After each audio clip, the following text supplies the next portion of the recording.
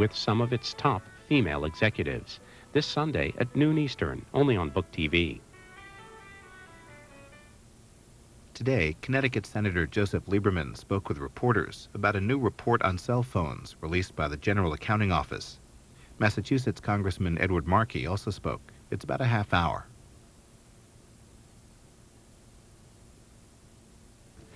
Good morning.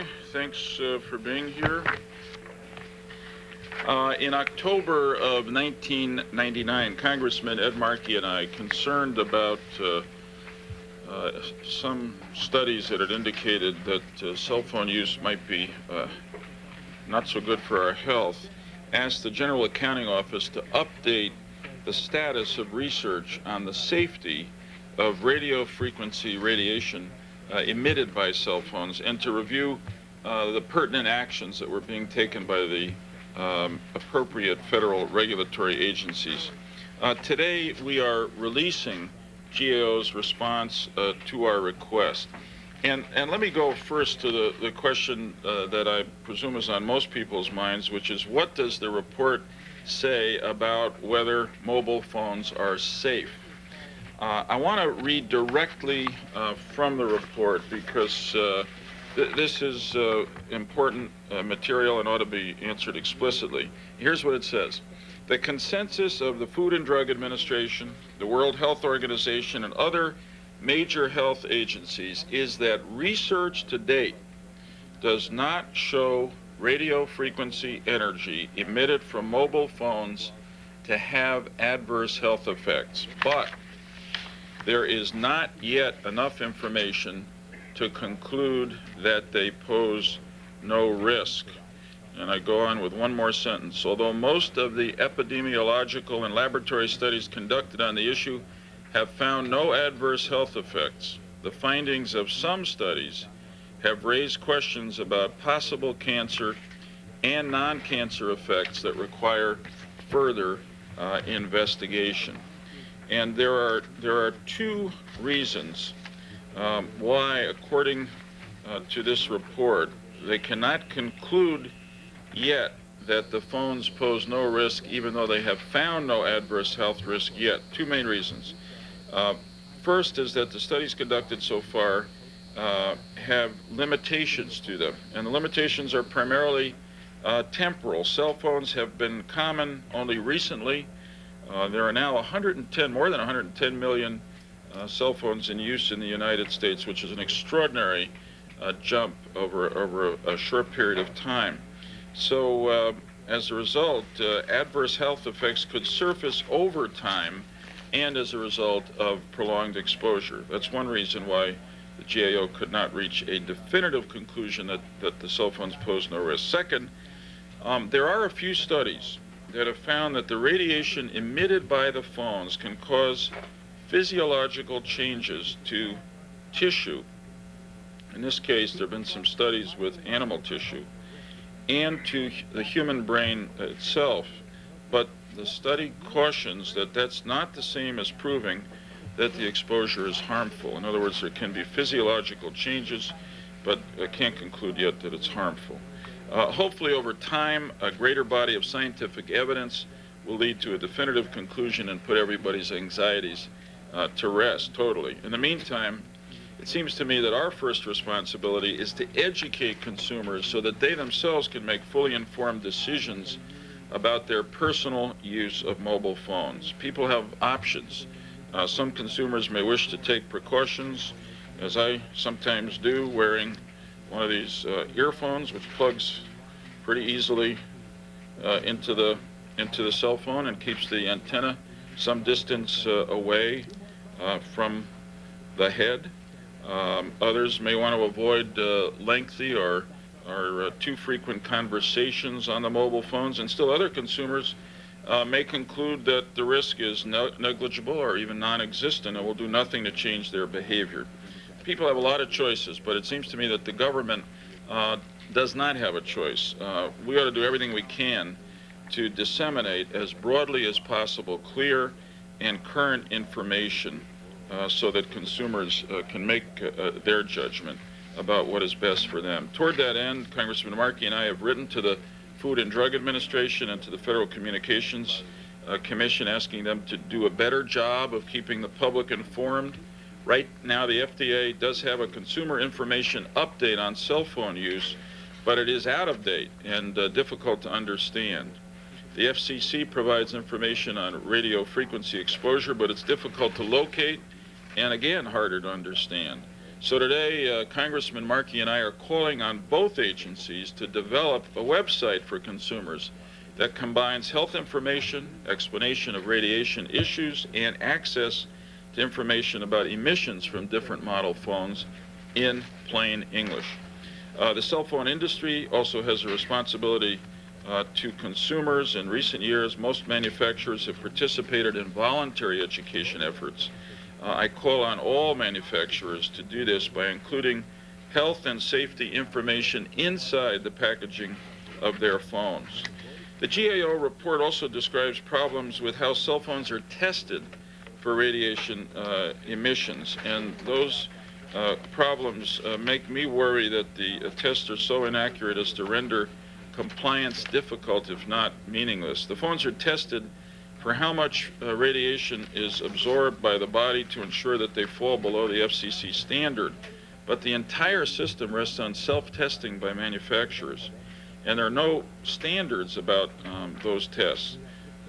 What I learned from the report is that slight differences in testing procedures can cause significant discrepancies in results, and for all intents and purposes, it's very hard, if not impossible, to determine accurate exposure limits. The FCC is now working to adopt standardized testing procedures, and we urge them to complete that process expeditiously. And finally, as long as there are legitimate scientific and health concerns regarding the safety of cell phones, our government must play an active role in monitoring and funding necessary scientific research. The GAO notes that research supported by the United States government, quote, represents a small portion of the research being done in the area worldwide, end of quote. Anytime health or safety concerns are raised about a product that is as widely used as cell phones are today, consumers naturally are going to be on high alert and will want immediate answers. In this climate, conflicting scientific studies and news reports only contribute to some people's feelings of anxiety and confusion. So we're not here today to offer easy answers to the questions people have.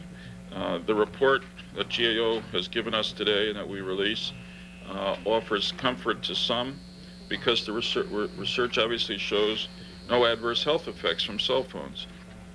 Clearly, others may read the report and continue to be concerned by the conclusion that the finding is not definitive. Until we know more, therefore, we've got to continue to pursue research, ensure effective regulation of cell phones, and most importantly, inform the public as quickly and as clearly as possible about what we do know and what precautions are available, so that the public itself can make informed choices. As always, it's been a great pleasure to work with Ed Markey on this, one of the great consumer advocates in Congress, one of the true experts on the telecommunications industry, and I'm delighted to introduce him to you now. Appreciate it. Thank you, Joe, and I want to thank Joe Lieberman for the excellent work which he has done in this area and everything else that he touches in the area of American public policy. And I want to congratulate the GAO for the very good job which they did in putting together this report. In 1993, reports in certain national media outlets focused public attention on lingering questions about cell phones and health risks.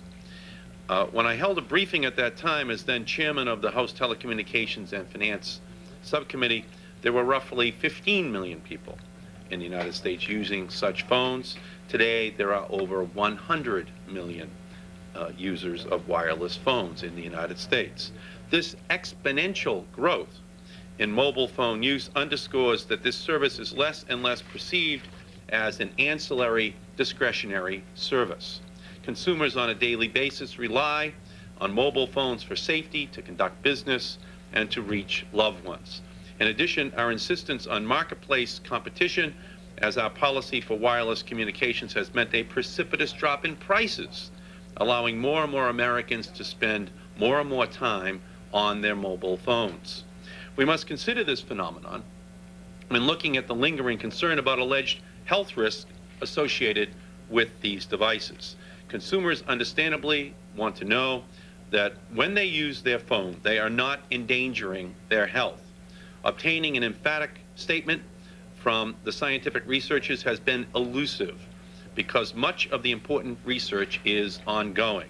I think it is important at this point to simply quote from the GAO report on the medical issue. The report states, the consensus of the Food and Drug Administration, the World Health Organization, and other major health agencies is that the research to date does not show radio frequency energy emitted from mobile phones to have adverse health effects, but there is not yet enough information to conclude that they pose no risk. This statement mirrors the response that I received on 2 occasions from the Food and Drug Administration after I inquired about health risk.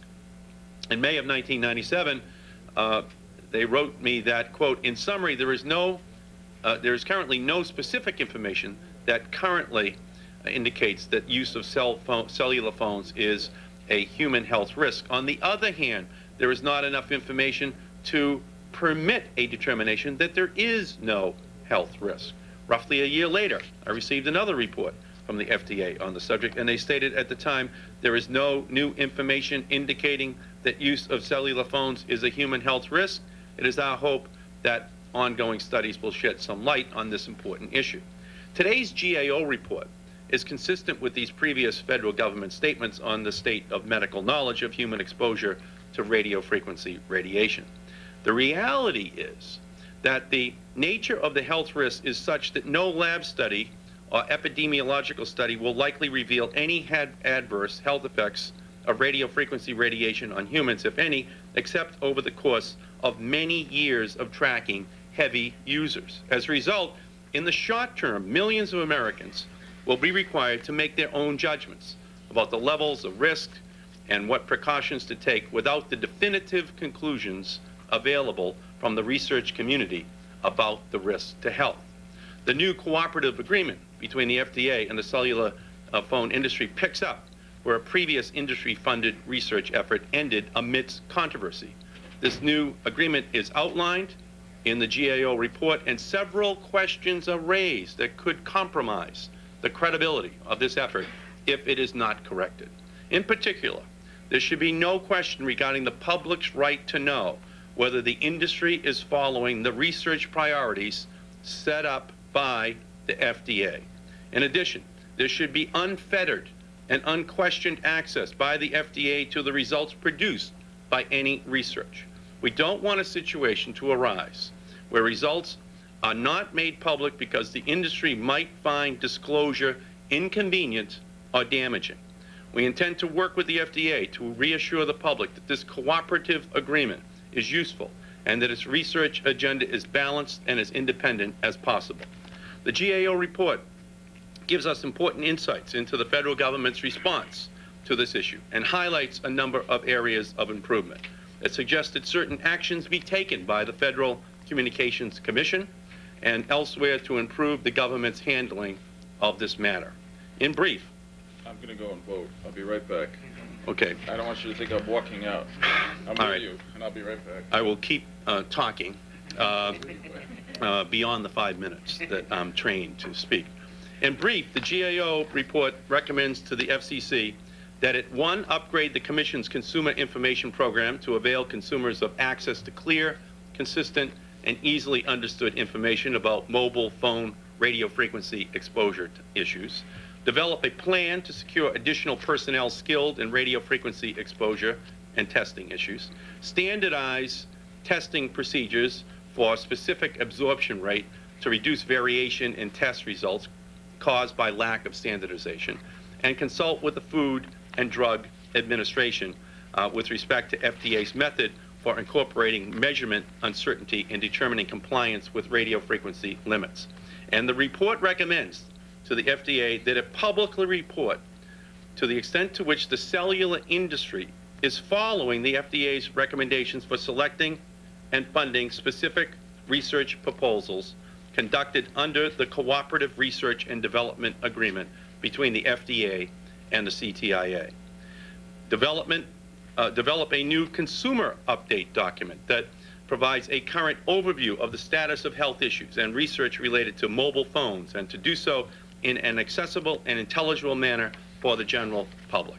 And finally, Senator Lieberman and I are transmitting these GAO recommendations to the relevant agencies with a few additional suggestions. Namely, we are requesting that the National Institutes of Health work in conjunction with the FDA to ascertain whether the United States government should be supporting more research into possible adverse health effects of mobile phone use. In addition, we are also suggesting to the FCC and the FDA that they work to develop an integrated website for consumer information that is both up-to-date and accessible, along with perhaps a call center to respond to citizen inquiries from those citizens lacking internet access. We will be following up with these agencies in the coming weeks and months in order to ensure that the questions which we ask are answered properly. So this is, without question, a very helpful report that brings us up to speed in terms of the state of research at this particular point in time. I feel, as Senator Lieberman has said, that it's critical that there be independent research. There is no question that the CTIA should not be allowed to make the decisions as to who the researchers are in terms of health effects. They should not be able to determine whether or not any particular study is conducted, and in no way should the FDA's independent medical judgment be compromised. This is, without question, a central conflict which is built into any of these cooperative agreements. And only if we can be sure that there is no compromise of future medical studies will the public ultimately have the information which they need and can rely upon so that they can know that there is no real risk to their families. There should also be more focus upon children. Increasingly, children are using cell phones. We need to make sure that the research has been done to guarantee that younger Americans, adolescents and teenagers whose brains are still developing, are not in a different situation in terms of danger to their health than older, developed adult brains may be. We need to ensure that the information is there with regard to headaches and other neurological consequences, and that it's fully understood by the public in terms of the risks that they're running. None of this is actually made clear to the American public at this particular point in time, and we're interested in making sure that it's all out there so that the public can have it and understand it. Any questions? You gentlemen are behaving as though, even though the risks are unproven, the risks are genuine. You're taking precautions. Is that your attitude, person? You mean what I'm doing myself, for instance? Mr. Markey, Yeah, I mean, I'm not a intense cell phone user, but when I use it, personally, I either use the phone, or if I'm using it for just alone, or if I'm using it for an extended period of time, I will, plug in this device in the ear. It just gives me a greater sense of security. Frankly, I was doing that before we got these results. Overall, these results are generally reassuring, of course, but they're not definitive and they're not conclusive. And what is clear is that this cell phone phenomenon has expanded so rapidly and so widely that it's going to take a little more time for the health experts to reach a more definitive conclusion.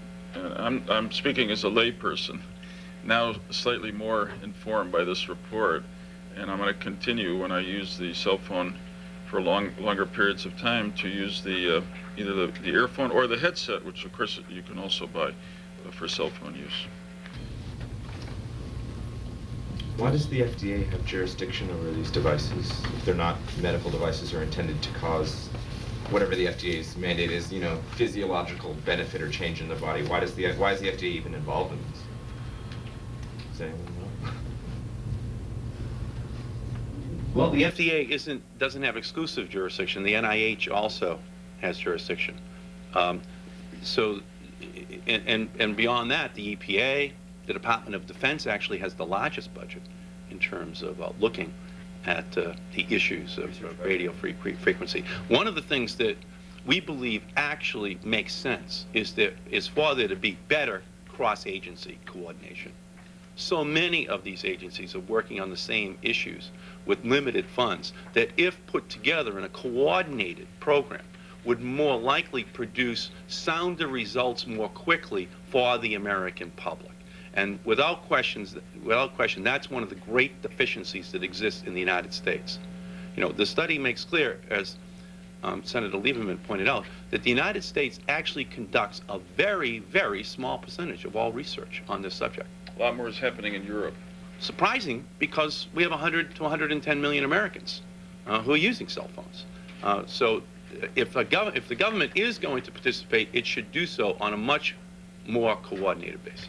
You know, I don't have the exact answer, but I presume Food and Drug is involved because of their general concern about public health. Also, as those of you who followed this know, there had earlier been, I think it was a nonprofit corporation, the WTR, am I right, that was set up by the industry to do studies on the health effects of cell phone use. It was subject, it was some of its credibility was challenged by some. Anyway, they are now, the Cell Phone Association, Industry Association, has now entered into a cooperative agreement with the Food and Drug Administration for the next stage of research. So it creates more credibility, and of course it satisfies the interest of both in having this, in us, in having this research done. Will either of you two gentlemen be seeking federal funding of U.S. government research on cell phones? Without question, this report finds real problems in the cooperative agreement between the FDA and the cell phone industry.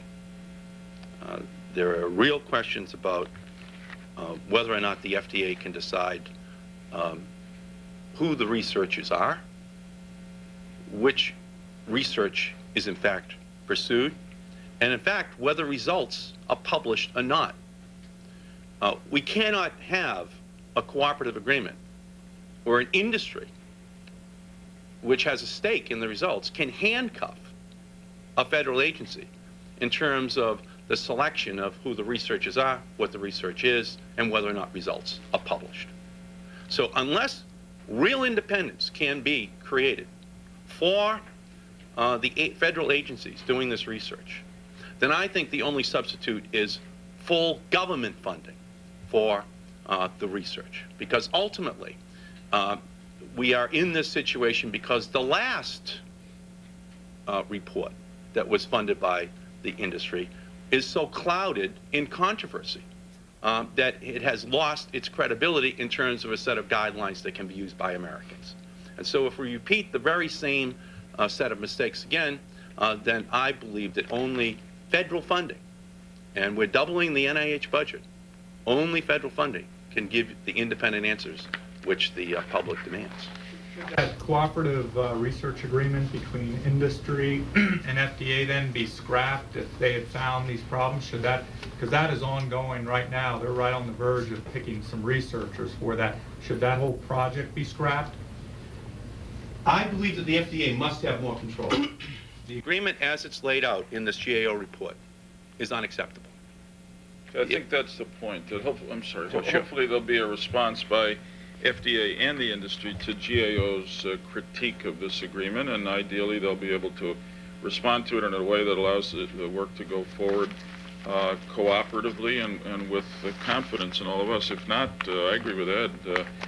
This is an important enough public health concern, and in a sense an economic concern, because of the centrality, the width of cell phone use and the centrality of it to a lot of people's lives and economic activity that we ought to make sure that we have a definitive answer that we can rely on about whether there's any health risk. Again, today the evidence says there's no adverse health effects of cell phone use, but we can't give the definitive and conclusive answer because we haven't been using them long enough. There's been an explosion of wireless devices of all sorts, all of which emit some kind of radiation. Have there been any studies of other kinds of devices, whether they're, microwave towers or other things, to give you any sense of what the health results might be for cell phones?